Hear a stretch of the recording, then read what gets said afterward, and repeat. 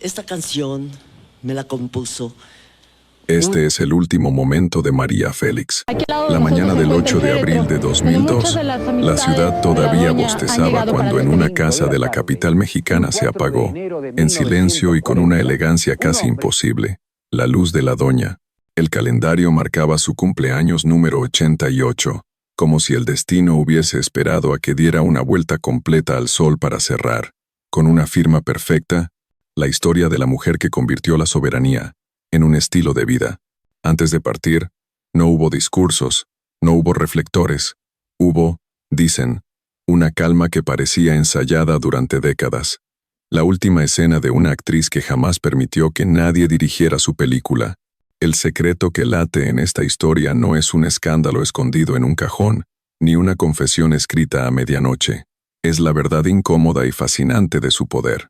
María Félix no solo fue la estrella más afilada de la época de oro, fue la autora de su propio mito. Eligió sus batallas, sus silencios y sus apariciones como quien selecciona joyas en un estuche, con precisión, con frialdad cuando hacía falta, con un brillo imposible de imitar. La pregunta es, ¿cómo se escribe el último capítulo de alguien que nunca aceptó un rol menor? ¿Qué ocurre cuando la mujer que hizo del control su bandera decide retirarse del mundo justo el día en que el mundo celebra su nacimiento? Nadie habla de esa escena íntima, porque en realidad no tiene testigos. Es un plano cerrado, cortinas corridas, respiración pausada, pero alrededor de ese silencio se levantan décadas de frases tajantes, amores legendarios, rivalidades de fuego lento, contratos que solo firmaba si respetaban su dignidad, y un espejo que jamás la venció. En sus manos, la figura pública fue una armadura. En su voz, la ironía se volvió sentencia. La doña no pidió permiso para existir. Ocupó el lugar que la historia le debía. Esta es, entonces, la promesa del relato. Descubrir cómo una mujer construyó un reino con palabras, miradas y decisiones quirúrgicas. Cómo blindó su imagen hasta el último día. Y por qué su despedida, sellada en la misma fecha de su llegada, se siente menos como un final y más como una rúbrica. Aquí mando yo. Si su vida fue un acto de soberanía, su último momento fue la prueba definitiva. México, mediados del siglo XX. El país, que apenas empezaba a dejar atrás las cicatrices de la revolución, entraba en un periodo que la historia cultural bautizaría como la época de oro del cine mexicano. Las salas de cine eran templos, la pantalla, un espejo de las aspiraciones, las pasiones y los conflictos de toda una nación. Entre las figuras que emergieron con fuerza casi mítica, ninguna tuvo el magnetismo, la autoridad y la insolencia de María Félix. Nacida en Álamos, Sonora, en 1914, creció en un entorno que combinaba la dureza del norte con la rigidez de la educación tradicional. Desde joven, su belleza no pasaba inadvertida, pero lo que realmente desarmaba a quienes la conocían era su carácter. No buscaba agradar, imponía su presencia. Cuando dio el salto al cine en la década de 1940, no lo hizo como una joven ingenua en busca de aprobación, sino como una fuerza ya formada, lista para reclamar su espacio. Su apodo, la Doña, proviene de uno de sus papeles más icónicos, Doña Bárbara, la mujer indomable, dueña de tierras y destinos, que manejaba a hombres y bestias con la misma mano firme. Pero pronto el personaje y la actriz se fusionaron. María Félix no solo interpretaba mujeres poderosas, las encarnaba. Su figura se convirtió en sinónimo de elegancia y desafío, capaz de eclipsar a sus compañeros de reparto y de desafiar a productores, directores y políticos por igual. En los años 50 y 60, mientras México se consolidaba como el centro cinematográfico de América Latina, María exportó su leyenda a Europa, rodando en Francia, Italia y España. Trabajó con cineastas como Jean Renoir y Luis Buñuel, y su imagen cruzó fronteras sin necesidad de traducción. El lenguaje de su mirada y su porte era universal. Al mismo tiempo, su vida personal alimentaba titulares, romances con músicos como Agustín Lara, quien le dedicó la inmortal María Bonita, matrimonios con actores como Jorge Negrete, y una lista de pretendientes que parecía salida de un cuento o de un duelo. Pero bajo el brillo, había un guión paralelo, Una mujer que sabía que el poder real en el espectáculo no estaba solo frente a la cámara, sino en la capacidad de decidir cuándo y cómo aparecer. Por eso, cada entrevista, cada alfombra roja, cada palabra que salía de su boca estaba calculada para sostener su imagen. No era casualidad que jamás se la viera vulnerable. Incluso en los años en que su salud empezó a flaquear, mantuvo el hermetismo. Lo que se sabía de ella era solo lo que ella permitía que se supiera. El tema que hoy nos convoca es tan poderoso como inquietante. La manera en que la doña eligió su última escena. No fue una retirada lenta ni una desaparición improvisada. Fue un cierre perfecto, tan meticulosamente medido como sus décadas de carrera. El 8 de abril de 2002, en su residencia de la Ciudad de México, la misma fecha en la que 88 años antes había venido al mundo, se detuvo su corazón. El país amaneció con una noticia que parecía escrita por un guionista inspirado. La mujer que controló cada plano de su vida se había despedido en la toma más simbólica posible. En este escenario, las preguntas se multiplican.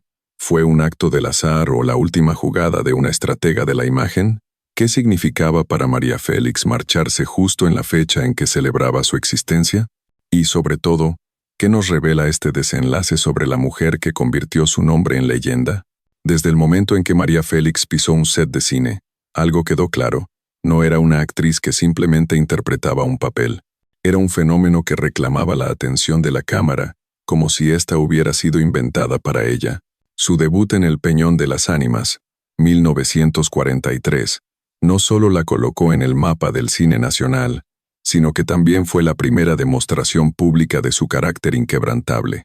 Durante el rodaje, su relación con Jorge Negrete comenzó con fricciones y terminó, años después, en matrimonio. Era el preludio de una carrera en la que lo personal y lo profesional se entrelazarían en un guión tan fascinante como impredecible. El acontecimiento inicial que catapultó su leyenda fue Doña Bárbara, 1943. Con ese papel, no solo conquistó al público mexicano, sino que empezó a construir el arquetipo de la mujer fuerte, seductora y peligrosa, que dominaría buena parte de su filmografía. Su presencia física alta, imponente, con una mirada que cortaba el aire, y su voz grave y pausada creaban un aura magnética. Las productoras lo entendieron pronto. María no vendía únicamente entradas, vendía un ideal. El éxito se intensificó con Enamorada, 1946, y Río Escondido, 1947, bajo la dirección de Emilio, el Indio Fernández, y con la lente de Gabriel Figueroa, que supo esculpirla con la luz. Estas películas no solo fueron joyas del cine, sino también piezas de propaganda cultural. México exportaba a María Félix como símbolo de belleza, poder y sofisticación. La actriz, consciente de ello, usaba cada aparición pública como una declaración de principios.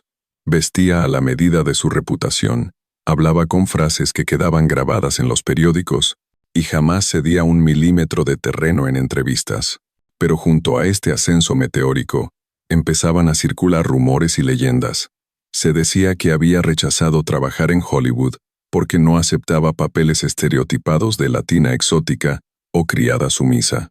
Otros afirmaban que mantenía enemistades con algunas de sus contemporáneas, fruto de la competencia por papeles protagónicos. María nunca confirmaba ni desmentía del todo. Sabía que un mito crece más en la penumbra que bajo un reflector.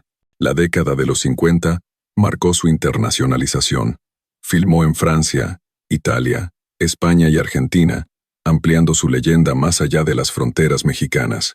Durante este periodo, su romance con Agustín Lara generó titulares y canciones inmortales. María Bonita no era solo una declaración de amor, era un monumento musical a la mujer que inspiraba devoción y temor por igual.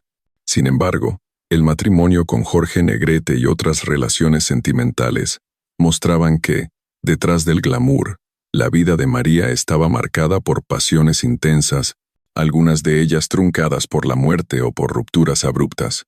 Hacia finales de los 60 y 70, el cine mexicano entraba en crisis, y muchas estrellas de su generación veían sus carreras desvanecerse.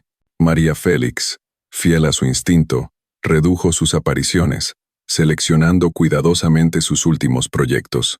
Esta retirada gradual no fue un síntoma de debilidad, sino un movimiento estratégico.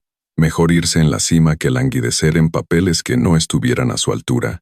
En lugar de exponerse a una decadencia pública, prefirió cultivar su leyenda desde la distancia, apareciendo solo en eventos selectos y manteniendo una imagen impecable. El clímax de su historia no se dio en una pantalla, sino en su propia vida. En los últimos años, la salud de la doña comenzó a deteriorarse, aunque ella jamás lo admitió en público. Rechazaba aparecer vulnerable. Si asistía a un evento, lo hacía impecablemente arreglada. Si concedía una entrevista, era para reafirmar su carácter indomable. Cada vez más, la figura pública y la persona privada se fundían en un mismo personaje que no toleraba grietas. Y entonces llegó aquel buit de abril de 2002. El acontecimiento inesperado fue que la noticia de su fallecimiento coincidiera con su cumpleaños número 88. El país entero quedó conmocionado. No hubo una larga agonía pública ni una despedida mediática. Fue un cierre abrupto, como un telón que cae en la escena más intensa. La conclusión de su historia, en apariencia tranquila, tenía la fuerza de un golpe de guión. La actriz que había controlado cada detalle de su carrera, parecía haber coordinado hasta el instante de su partida. La consecuencia fue inmediata. La leyenda se consolidó. Su funeral, en el Palacio de Bellas Artes, se convirtió en un evento multitudinario donde se mezclaron políticos, artistas, periodistas y miles de admiradores. Se escucharon mariachis interpretando María Bonita, y la imagen de la doña con su porte y su mirada volvió a dominar titulares en todo el continente. En la memoria colectiva, no quedaba una anciana enferma, sino la mujer invencible que jamás se dio protagonismo, ni siquiera ante la muerte. En la superficie, la partida de María Félix parecía un acto de pura poesía, la diva que se va el mismo día en que nació, como si el guión de su vida lo hubiera escrito un autor que no admite correcciones. Sin embargo, bajo esa imagen perfecta había matices que el público solo intuyó, y que hasta hoy alimentan conversaciones, hipótesis y susurros entre quienes la conocieron de cerca. En los últimos años, la doña había desaparecido casi por completo de la vida pública. Las apariciones que realizaba eran contadas, y siempre bajo un estricto control de su imagen. Amistades cercanas relatan que, aunque mantenía una mente lúcida y ese ingenio que podía fulminar a cualquiera con una frase, su salud física estaba debilitándose. Problemas cardiovasculares, desgaste natural por la edad y una fatiga que ella disimulaba con maestría eran parte de una rutina cuidadosamente velada. Un detalle que intriga a muchos es que María nunca habló abiertamente sobre su fragilidad. Era como si hubiera decidido que su última batalla sería contra la percepción de la decadencia. La mujer que, durante décadas, se presentó como un símbolo de fuerza y belleza indomable, no permitiría que nadie la viera vulnerable. Y aquí surge la pregunta que atraviesa este relato. ¿Fue coincidencia o cálculo que su vida se apagara justo en la fecha más simbólica posible? Algunos allegados cuentan que en las semanas previas a su muerte, la actriz habló con un par de amigos de confianza sobre estar en paz y haber hecho todo lo que quería hacer. No lo dijo con dramatismo, sino con la calma de alguien que se sabía dueña de su destino. Otros mencionan que en esos días había estado repasando objetos personales, cartas antiguas y fotografías, como si estuviera cerrando capítulos pendientes. La mañana del 8 de abril de 2002, en su residencia de Polanco, la rutina fue tan discreta como siempre. No había cámaras, no había multitudes, solo el círculo más íntimo. La noticia de su fallecimiento, atribuida oficialmente a un paro cardíaco, estalló en los medios antes del mediodía. Las redacciones interrumpieron su programación. Las estaciones de radio desempolvaron canciones y entrevistas. Las pantallas de televisión se llenaron con imágenes de sus películas y homenajes improvisados. Y sin embargo, en medio del homenaje nacional, emergieron las interpretaciones más emocionales. Para muchos, la coincidencia de su partida en el día exacto de su cumpleaños no era un simple azar biológico, era una última demostración de control, un acto final digno de una reina que jamás cedió el trono. Otros lo vieron como un regalo a sus admiradores. La fecha sería, para siempre, un doble recordatorio de su llegada y de su partida. El clímax emocional de esta historia se se vivió en el Palacio de Bellas Artes, donde su cuerpo fue velado con honores reservados a las figuras más grandes de la cultura mexicana. Miles de personas hicieron fila durante horas para despedirse. Entre coronas de flores y notas de mariachis, interpretando María Bonita, la imagen de la doña se convirtió en una postal definitiva, majestuosa, inalcanzable, eterna. Tras bambalinas, hubo momentos que nunca salieron en la televisión. Cuentan que una de sus joyas favoritas fue colocada discretamente en su féretro, y que, en un gesto simbólico, alguien cercano susurró una de sus frases icónicas: «Yo nunca he sido una mujer sumisa». La escena, íntima y cargada de significado, fue el verdadero cierre de su película. Los medios internacionales no tardaron en reaccionar. En Francia, Italia y España, países donde también había brillado, se publicaron obituarios que la describían como la última gran diva del cine clásico latinoamericano. En América Latina, las portadas coincidían. No había muerto solo una actriz, sino un mito. El público, por su parte, encontró en esta despedida un motivo para volver a ver sus películas, rescatar entrevistas y repetir sus frases como mantras de autoestima y orgullo. Y así, el eco de su voz siguió resonando mucho después de que la sala se quedara en silencio. Porque en el fondo, la verdad oscura y brillante es esta: María Félix no dejó cabos sueltos. Incluso su muerte fue una obra cuidadosamente ejecutada para que, 2 décadas después, aún estemos hablando de ella, no como una mujer que envejeció, sino como una fuerza que decidió cuándo y cómo debía bajar el telón. En el último momento, creemos que hay despedidas que trascienden la biología para convertirse en símbolos. La de María Félix es una de ellas. No estamos hablando únicamente de una actriz que marcó una época, sino de una arquitecta de su propia leyenda, que supo dirigir su vida como la más ambiciosa de las películas, y que, fiel a su estilo, eligió un final que parecía escrito para la eternidad. María Félix fue más que una intérprete, fue una declaración de principios, una mujer que en pleno siglo XX, en un medio dominado por hombres y estereotipos, reclamó su lugar y lo defendió con uñas y mirada. No aceptó papeles que la degradaran, no cedió a las presiones de la industria internacional para encajar en moldes ajenos, y no permitió que su vida privada se convirtiera en un espectáculo que ella no controlara. Esa determinación la convirtió en un referente, no solo para actrices, sino para cualquiera que entendiera el valor de decir no en un mundo que espera sumisión. Pero es aquí donde encontramos la capa más interesante de su historia, la manera en que extendió ese control hasta su último día. Si su carrera fue un desfile de personajes fuertes y sofisticados, su muerte fue la escena final más coherente con esa narrativa. Irse en el mismo día de su cumpleaños número 88 no puede reducirse a una casualidad estadística.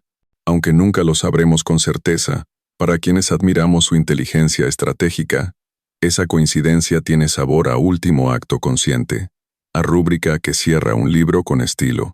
Por supuesto, siempre hay espacio para el debate. ¿Hasta qué punto la mística que rodea su partida es un reflejo de la figura pública que ella misma creó?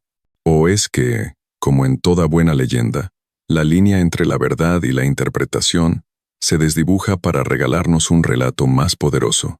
Como canal, vemos su historia como una lección sobre la importancia de la narrativa personal.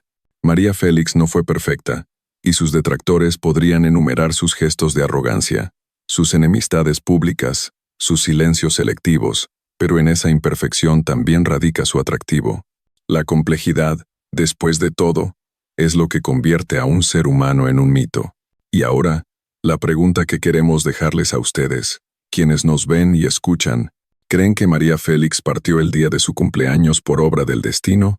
¿O porque, como en tantas otras escenas, fue ella quien decidió cuándo debía caer el telón? Hay finales que parecen escritos con tinta invisible, solo revelada cuando el tiempo los ilumina. El de María Félix es uno de esos. Han pasado años desde aquel 8 de abril de 2002, y sin embargo, todavía se siente como si la doña estuviera ahí, en algún lugar, observando desde un balcón invisible, con esa media sonrisa que no delataba ni victoria ni rendición. Cada vez que una de sus películas vuelve a la pantalla, el salón se llena de esa presencia que era imposible ignorar. No es solo la actriz, Es la mujer que caminaba como si el suelo le perteneciera, que hablaba como si cada palabra tuviera un peso exacto, que miraba como si pudiera atravesar la coraza de cualquiera. Sus frases, sus gestos, su estilo, no eran modas pasajeras, eran una declaración permanente. En los pasillos de la memoria colectiva, María Félix sigue vestida de gala, sigue entrando tarde a las fiestas para que todos la esperen, sigue negándose a aceptar papeles mediocres. No la recordamos por un último suspiro en una cama, sino por la escena de enamorada, por el desafío de Doña Bárbara, por el eco eterno de María Bonita. Su partida, tan precisa en fecha como impenetrable en motivos, dejó una sensación extraña, la de haber sido testigos de un acto artístico más que de un hecho biológico. Algunos dicen que fue el destino, otros, que fue su última gran interpretación. Quizá ambas cosas son verdad, y quizá esa ambigüedad sea el mayor regalo que nos dejó, la libertad de imaginar su final como una escena perfecta, irrepetible.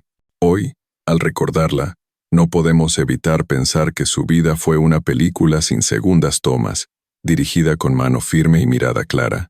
En su historia hay gloria, controversia, amor, soledad y, sobre todo, la certeza de que no todos nacen para ser leyenda, pero ella sí, porque hay historias que nunca se han contado, pero ahora las conoces, y entre todas ellas, esta queda marcada para siempre, la de la mujer que, hasta en su último momento, fue la doña,